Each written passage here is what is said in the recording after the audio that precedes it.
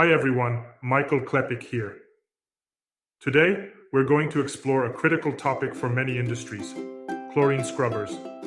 Whether you're dealing with emissions from chemical processes or trying to manage chlorine leaks, understanding how chlorine scrubbers work is key to keeping your operations clean and safe. Let's walk through the design, reaction principles, and the media involved in chlorine scrubbers. Sources and harm of chlorine, Cl2. Chlorine, Cl2, is a gas widely used in various industries, from disinfecting water to producing plastics like PVC.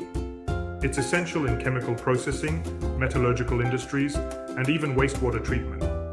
But while chlorine plays a useful role in these applications, it's also hazardous when released into the environment. Exposure to chlorine can cause severe respiratory issues, ranging from coughing and shortness of breath to pulmonary edema.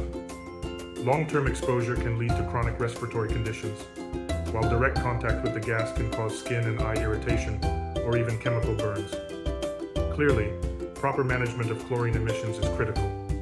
How does a chlorine scrubber work? The most effective way to remove chlorine from industrial emissions is through a packed bed scrubber. Here's how it works. A wet scrubber uses a liquid absorbent, typically sodium hydroxide, NaOH, to neutralize chlorine in the gas stream. The chlorine-laden gas enters the scrubber from the bottom, while the absorbent is sprayed from the top. The gas flows through a packed bed of materials like ceramic or plastic rings, which increase the surface area for gas-liquid interaction.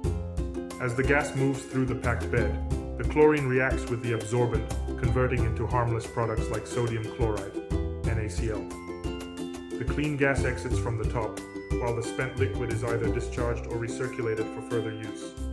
This ensures that chlorine is safely removed from the exhaust stream, protecting both the environment and your equipment. Scrubber Construction Guide. The construction of a chlorine scrubber is essential to its efficiency. Here are the main components. Column. This is where the gas and liquid absorbent meet. The gas enters from the bottom, and the absorbent is sprayed from the top, allowing them to interact efficiently in the packed bed. Spray towers.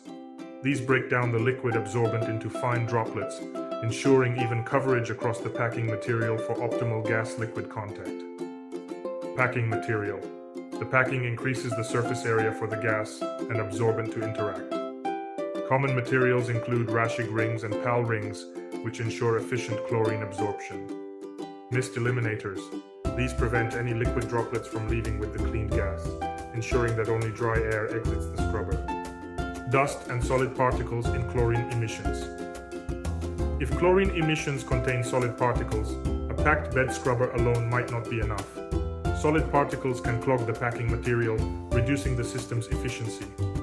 For situations like this, additional equipment such as Venturi scrubbers or cyclone scrubbers can be used. Venturi scrubbers use high gas velocities to capture both gases and fine particles, ensuring effective scrubbing. Cyclone scrubbers use centrifugal force to separate larger dust particles from the gas stream before it enters the chlorine scrubber. For the best results, combining these systems with a packed bed scrubber can ensure both chlorine and particulates are effectively removed. Packed bed scrubbers with fixed bed. In industrial settings, fixed bed packed scrubbers are widely used to handle chlorine emissions.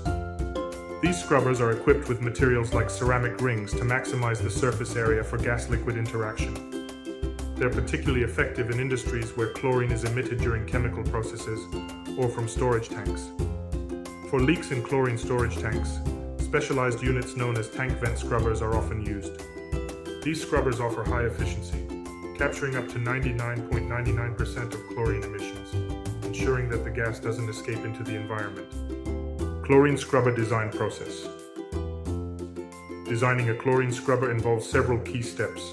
Operational conditions. Determine the concentration of chlorine in the gas stream, the flow rate, and other parameters like temperature and pressure. Absorbent selection. Choose an absorbent, such as sodium hydroxide, NaOH, or calcium hydroxide, CaOH2, that effectively neutralizes chlorine. Packing material. Select packing that provides maximum surface area and chemical resistance. Materials like Raschig rings are commonly used. Discharge systems. Ensure the system has an efficient setup for discharging or recirculating the absorbent. Control and monitoring. Install sensors to monitor key parameters, such as pH levels, chlorine concentration, and flow rates to ensure the scrubber is functioning properly. Corrosion resistance. Use materials that can withstand the corrosive nature of chlorine to ensure the longevity of the system. Chlorine scrubbers play a crucial role in industries that deal with chlorine emissions. Whether you're handling industrial processes, wastewater treatment, or chlorine storage, a well-designed scrubber ensures safe, efficient air purification. At Torch Air, we provide a range of chlorine scrubbers tailored to meet your specific needs. If you need help selecting the right system, we're here to guide you every step of the way. Thanks for tuning in, and remember, clean air is always worth the investment. See you next time.